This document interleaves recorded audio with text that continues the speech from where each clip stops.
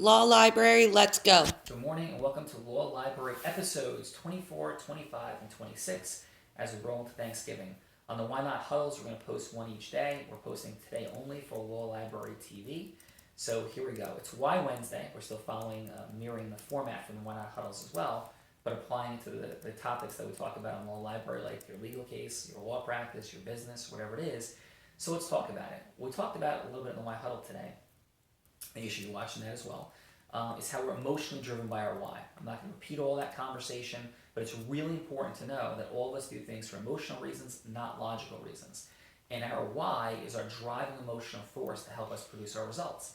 So a lot of times when folks hit barriers that they're not making it through and staying at a cause over and staying in zone action, it's because they don't have the emotional juice behind them by really being connected to their emotional why. And your emotional why has to be something really positive. So let's talk about it in the context of a lawsuit. Have lots of clients that have dealt with amazingly unfair, unreasonable, and terrible things. If what drives you though through a lawsuit is a desire for revenge, destruction, and that sort of thing, that's not really the place that you want to be to live a healthy and powerful life. So what might your driving why be in the context of a lawsuit? Well, your driving why might be to absolutely make sure that you get a just and fair result, in the outcome. And by the way, somebody could be listening to this and think that some of the discussion we're having go, well, do I want a lawyer who's just going to be fair and nice and reasonable? Let me explain something to you.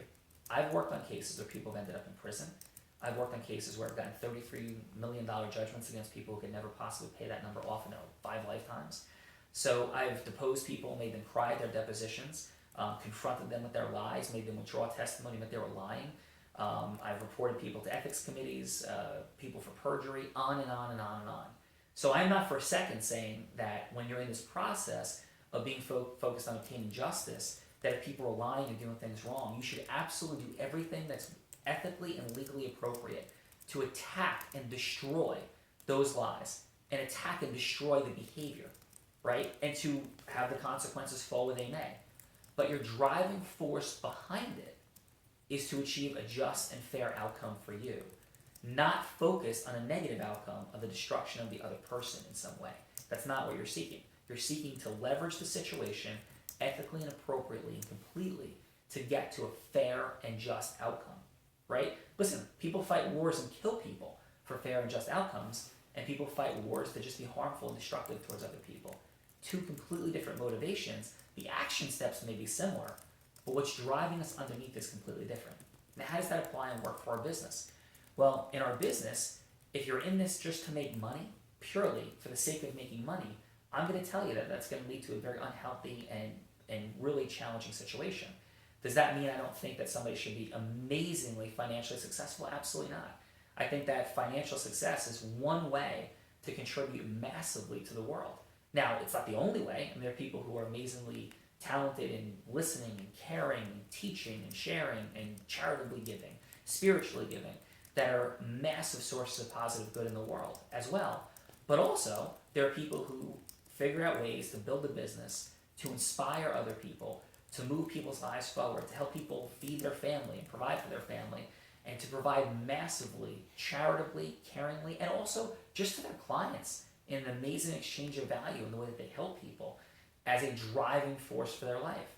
So the question really is, in your legal case, in your business, as we approach this Thanksgiving, what is it for you that's your driving force to help you move forward in this world full of challenge that wants to keep you at effect? Identify that and emotionally connect to it. And as we said in the Why Not Huddle, make sure it's something that makes the hair on the back of your neck stand up and gives you the chills to drive you forward in your business, to keep you moving forward while you're dealing with the challenges and the absurdity. And by the way, you may go, so you're telling me that you don't want to help people that really are wrong and they're liars and bad people? And my answer is no, absolutely not. I don't want to help those people. And that's not what I want to do in my practice of law. My desire is to connect with people who have genuine outcomes. They want to create win-win situations in business transactions and to help people who've been wronged, who are with the other side lying. And if my client happens to have made a mistake, and I certainly represent people who made a mistake, then the approach generally that we want to take is to resolve it as effectively and efficiently as possible and to move forward. However, my favorite types of cases to be involved in are cases where people are lying and doing things wrong. And they're sitting there and they're staring at you in the face under oath and saying one thing and clearly have done another. And even if they made a mistake in the past, they're concealing, covering up, and lying about it. Those are the cases that I love. So a driving force for me is to do justice. And it's not to hurt those people, it's to protect the people that they're hurting, to move forward. I can't think of anything that would be a much better way to live, and be productive in my personal life. So that's what drives me forward, is the idea of being a champion for people, standing in the gap for people, being a voice for people when they don't have a voice, helping them uncover and battle and fight against injustice. That motivates me and drives me forward. What drives you forward? What are you looking for? Write it down, capture it, have an amazing Thanksgiving. There'll be Thanksgiving Why Not message posted late tonight.